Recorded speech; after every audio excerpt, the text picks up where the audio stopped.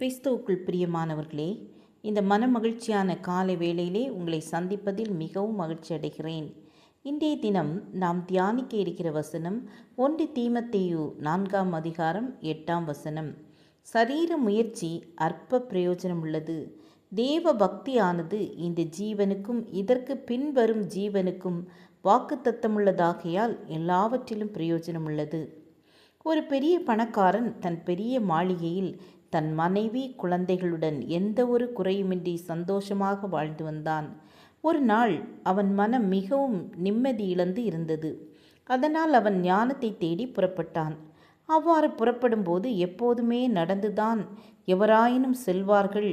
ஆனால் இவன் பெரிய பணக்காரன் என்பதால் தன் குதிரையில் பல ஊர்களுக்கு சென்று பல துறவிகள், ஞானிகள் மற்றும் குருக்களை சந்தித்து அவர்கள் கால்களில் தங்கத்தையும் வைரத்தையும் வைத்து தனக்கு ஞானம் தருமாறு வேண்டினான். இருப்பினும் அவர்களால் அவனுக்கு ஞானத்தை தர முடியவில்லை.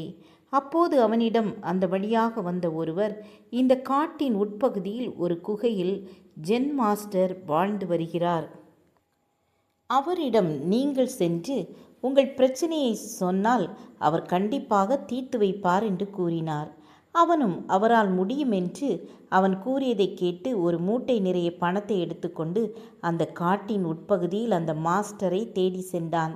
எப்படியோ நீண்ட நாள் அலைச்சலுக்கு பிறகு அந்த மாஸ்டரின் குகையை கண்டுபிடித்து அவரை வணங்கி தன் பிரச்சனையை கூறினான். பின் அந்த மாஸ்டர் அவனிடம், நீ இங்கே எப்படி வந்தாய் என்று கேட்டார். அதற்கு அவன், குதிரையில் என்றான். பின் அவர், அப்படி என்றால் எதற்கு ஞானத்தை தேடுகிறாய்? முதலில் உன் குதிரையை தேடு என்று கூறினார். உடனே அவன் அவரிடம், என்ன குருவே, முட்டாள்தனமாக பேசுகிறீர்கள் என்னிடம்.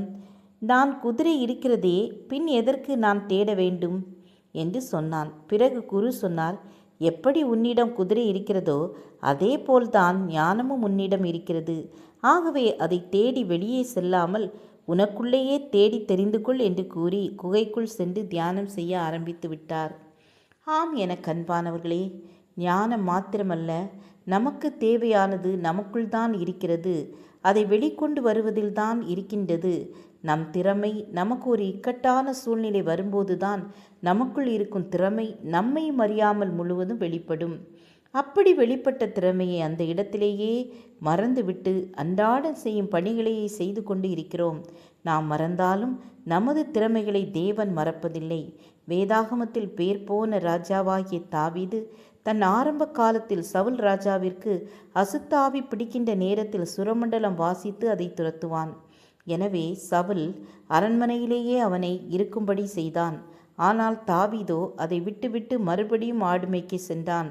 ஆனால் தேவன் அவனது திறமையை மறக்காமல் அவனை ராஜாவாக அபிஷேகம் பண்ணினபடியால் அவனை மீண்டும் அந்த அரண்மனைக்கே வரவழைத்து அவனது திறமைகள் வெளிப்படும் வண்ணம் யாராலும் ஜெயிக்க முடியாத கோலியாத்தை எளிதில் வெற்றி பெற வைத்தார். அதுபோலவே நீங்களும் உங்களது திறமைகளை மூடி வைத்துள்ளீர்களா? வேண்டாம். உங்களால் இயன்றதை செய்யுங்கள். தேவன் உங்களோடு இருக்கிறார். முயற்சி திருவினையாக்கும் என்பது போல முயல்வோம், வெற்றி பெறுவோம். ஜெபம் செய்வோம். எங்களை நேசிக்கிறதான அன்பின் பிதாவே, எங்களுக்கு நீங்கள் கொடுத்திருக்கிற ஞானத்திற்காக உமக்கு ஸ்தோத்திரம். ஞானத்தில் குறைவுள்ளவர்களாக இருந்தால் உம்மிடத்தில் கேட்டு பெற்றுக்கொள்ளுங்க என்று சொல்லியிருக்கீங்கப்பா. ஒவ்வொரு பிள்ளைகளும் படிக்கின்ற ஒவ்வொரு பிள்ளைகளும் உடைய சமூகத்திலே ஞானத்தை கேட்டு பெற்றுக்கொள்ள உதவி செய்யுங்க. அதே மாதிரி நாங்களும் உடைய சமூகத்தில் எங்களுக்கு ஞானம் தாருங்க, ஞானமாய் நடந்து கொள்ள கிருபை தாருங்க என்று கேட்டு பெற்றுக்கொண்டு எங்கள் வாழ்க்கையில் ஜெயம் பெற உதவி செய்யுங்க. இயேசுவின் நாமத்தில் பிதாவே, ஆமேன், ஆமேன். God bless you.